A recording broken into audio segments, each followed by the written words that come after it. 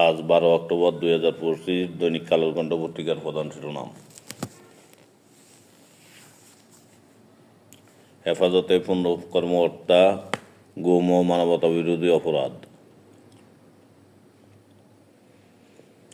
প্রত্যেকটি কন্যা শিশুর স্বপ্ন পূরণে রাষ্ট্রকে সঙ্গী করব, তারেক রহমান। আমাদের কারো কোনো সেফ এক্সিট প্রয়োজন নেই, আইন উপদেষ্টা।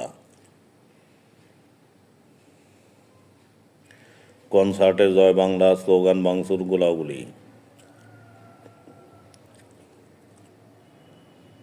বাড়ি ভাড়া নিয়ে মুখোমুখি মন্ত্রণালয় ও শিক্ষকরা। এমপিভুক্ত শিক্ষা প্রতিষ্ঠান আজ থেকে শিক্ষকদের লাগাতার অবস্থান কর্মসূচি।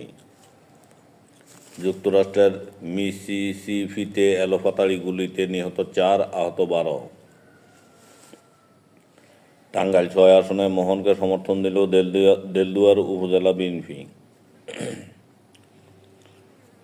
ভোলার মেঘনায় সিমেন্ট বোঝাই জাহাজ ডুবি 11 নাবিক উদ্ধার।